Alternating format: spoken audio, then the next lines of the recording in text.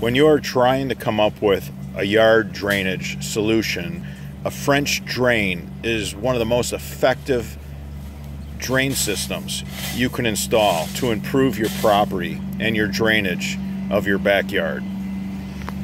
This is a French drain system going to a city storm drain catch basin where we enter the sidewall of the storm drain catch basin so we can take care of the subsoil saturations. We want to lower the water table. You want to make sure you use the right fabric, a really good drainage fabric. This fabric here will move 140 gallons per minute through a square foot of it, so they're not going to see nowhere near that. It's a bit overkill, but we typically tend to overbuild everything so that we don't have any issues.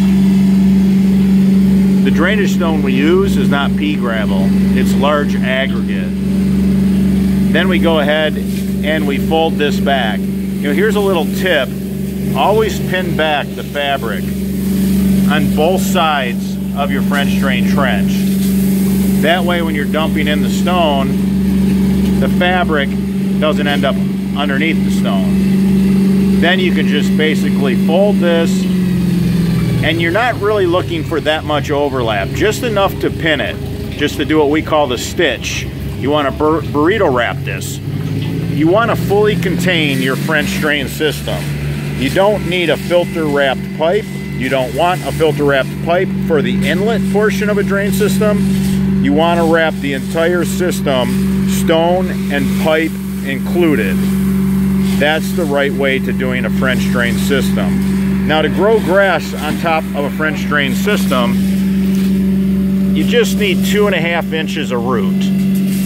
If you try to put any more than that on top of your French drain system, it won't take in water. We've built thousands of French drain systems, and there's a yielding threshold to how much dirt you can put on top of them before they stop drawing in the water. When looking for a professional yard drainage contractor, give us a call.